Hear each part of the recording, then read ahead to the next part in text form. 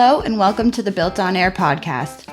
BuiltOnAir is a regular podcast where we talk with everyday people and learn about the amazing things they are doing with Airtable. Today's podcast is sponsored by OpenSide, the leading solutions provider for Airtable customers. Check out openside.com to learn more about their products and services that can take your Airtable usage to the next level. Use promo code BuiltOnAir to receive $20 towards any product purchase. Today on the BuiltOnAir podcast, we travel to France to chat with Ambroise Dhenain, startup co-founder, CTO, developer, and more. Ambroise has always had a passion for technology and worked for years as a front-end and full-stack developer before co-founding his startup, Unly. Unly focuses on providing access to education for students, and among many of his roles with the company, Ambroise heads up the technology team as CTO. He says he was introduced to Airtable by another nonprofit organization and immediately saw the potential in its easy-to-understand and intuitive interface. They didn't dig in until a couple of months later, but soon they were using it regularly for everything from risk assessment to time tracking. One thing that Ambroise, and many Airtable users alike, grew frustrated with was the lack of capabilities with regards to backing up data. In an attempt to fill some of that gap, Ambroise and the team at Unly released an open-source software for managing Airtable backups. He demos his product for us today, showing us how a little technical knowledge can help you set up timed backups that will capture entire bases at whatever time increment you set. Check out the show notes to learn more about Ambroise, Unly, and their backup software. Okay, so here you have one of the templates of Airtable, which is called digital video production. So you have a lot of stuff. Really, the content doesn't matter at all. It's just here to make some basic content that we can use to test our backups. So the repository is this one, Airtable backups boilerplate, and this explains in detail how to set up the whole thing. So as I said, it is based on your own AWS account. So you are the owner of the backups, which is pretty important to me because I'm not going to give my backups to some random third party. Yes. I want to stay in control, and that's what we are advising. So I won't go into the detail of the whole setup thing because it's not interesting in this video. I'm just going to show what happens. Okay. So here we are on AWS S3. I'm using a sandbox account, and we have this bucket, Airtable backups demo staging for test stuff. So we have a few backups, and here we have automated backups that have been configured to run every 3 minutes. So it's currently running. There are 15 of them. So this one is our latest. Well, I haven't changed the data, so it doesn't really matter. What matters is that they are running every 3 minutes. So here is a little bit of the source code, and that's how I say it every 3 minutes. There is a lot of other way to configure it, but basically here I took one backup, which is using this base ID. It's going to backups all those tables. It's going to store all the backups in Airtable backups boilerplate folder, which is this one, Airtable backups boilerplate, this folder. And storage class is which type of storage you're going to use. There are several values, and those the cost of storing and retrieving the data, the backups, depends on the storage. So we use standard AI because it's most it's the best in the average case to use. Maybe you want to use something else like Glacier or Deep Archive, but those are the most cheapest. But you cannot retrieve the backup immediately, so it may not be the wisest choice. Right. And you can just go on and go on and go on and add more backups here, another table, duplicate this, and add another table, new bases, new directory, new storage class, and you can add as many as you want. Okay.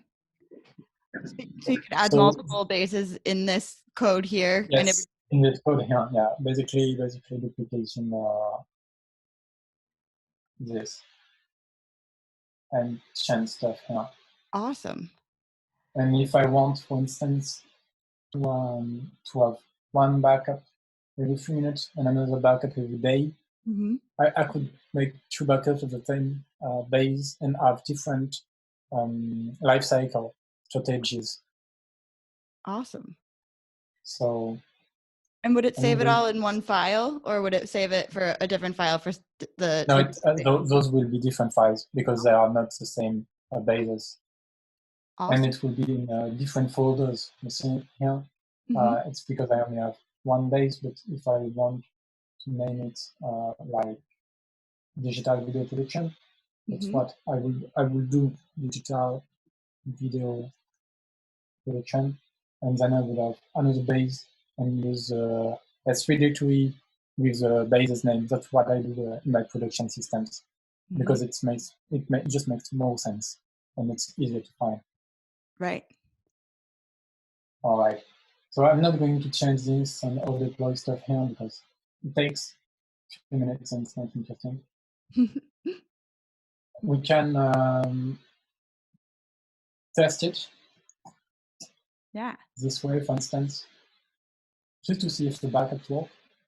This is going to make a test. So it's run locally on my computer, but it will perform an actual backup of the base, and it's faster than deploying the whole thing. Okay. So here it is. It's been deployed, so you can see that we have a new backup here, and I will find it here. Yeah, it appeared somewhere. Yeah, I saw it. And that's just to test the system locally to make sure it works fine and your Airtable is properly configured and such. One of the most difficult things with this system is that because everything happens in the background, you don't really see what happens yourself. So it's difficult to monitor or to be aware of what works and what doesn't. To answer this need, what we have done is to plug it with Hexagon. And Hexagon is linked to AWS Lambda, which is what performs the backups. It's basically the server that does the backup thing. Okay. And here you have statistics about what happens. So you can see that I just made a backup a minute ago here, and I have some CloudWatch logs about what happened, and I can see that I have my logs here, and everything is much easier. Okay, I didn't instrument this, but I'm going to show you with my production system. Yeah. And when you instrument stuff, you can add an architecture view, which tells you what happens between the different components that are running in the background. So the AWS S3 and the Lambda and Airtable. And you can see everything that goes there with credentials, errors, stuff like that. So it's much easier to monitor and understand what goes wrong when things go wrong. Yeah. Hexagon is free until 1 million events a month. So it's a lot, let's say, for backups thing. If you perform 1 million backups a month, then I believe you can pay for it. Oh my goodness. And the last thing I'm going to talk about is data structure itself. So here is the content of a backup. Okay. Through our tool. It's basically it. So we have the video tracker here, and this is basically one table, and this is another table and another table. And when you go into it, you have the base ID, and all the fields, and when user base was created, and for each field, you have stuff and stuff and stuff and stuff. Mm-hmm. What you can see is that for images, for instance, it relies on Airtable CDN. So that is a limitation currently of the backup script, in my opinion, because if Airtable removes the asset for whatever reason, then you lose all the assets in your base, even though you perform the backup. So that's one limitation. A way to lower this limitation would be to basically fetch all the assets when you're performing the backup, but it could get much heavier to store them. Right. And it's a bit more complicated, but that would be a better way to do things, in my opinion. We just haven't done it. Right. And what I meant sooner with, for instance, video tracker, when you have relationships like savings or stuff like that, you don't see those in the backups. For instance, you don't know that the project lead is going to be a relationship with the people table. It's not going to appear anywhere. It just doesn't. So you have to, right. for instance, this wasn't a relationship, but this is. Everything that starts with rec, which means record, I believe, yes, is relationship record. Right. But you don't know from which table. Yeah, exactly. So any restore tool will need to resolve which table this belongs to and make it understandable that it is from this table and restore the stuff. Those are what I mean by Airtable API allows for data backups, but not the structure. And you won't see anything like formulas or blocks or stuff like that. It's all lost in the process. Yep, absolutely. But I mean, and I'm sure that the same happens with even a lookup field too. It'll return the record ID instead of the value. And I think it's just innately most apps that I've used that hook up into Airtable are like that as well. Yeah, I wouldn't say, I don't know. I don't use, I don't connect much things to Airtable actually. Yeah. So don't have much experience with it. I just use it as it is and grants my customers access to it. And they can manage their own data, and then we can import those data in another system. Awesome. for building websites or stuff like that. That's really cool. But I mean, this looks, and it's very clean and easy to read, and I definitely could see the usefulness of this because there's nothing else out there really that allows you to automate it. No, there isn't, not my knowledge at least. There are paid solutions, right? But even those are limited. This one is not a paid solution. You will have to pay for the AWS resources, but we back up like every day, several bases, and it costs us like $0 a year because it's the storage is really cheap. It gets clean after a few months because we don't need the backup anymore. Right. And AWS Lambda and AWS S3 are the two most cheapest AWS tools out there. So it's really, really cheap overall. Awesome. Yeah. I think I've done. I lost my word.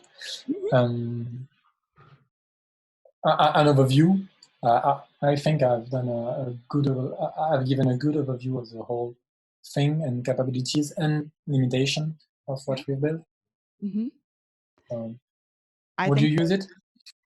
Yeah, I mean, there's nothing else out there right now, really, that gives you that flexibility for, as you say, for little to no price. So that is excellent. Definitely. I mean, I can see a lot of need for it, or I mean, I already have seen a lot of need for it.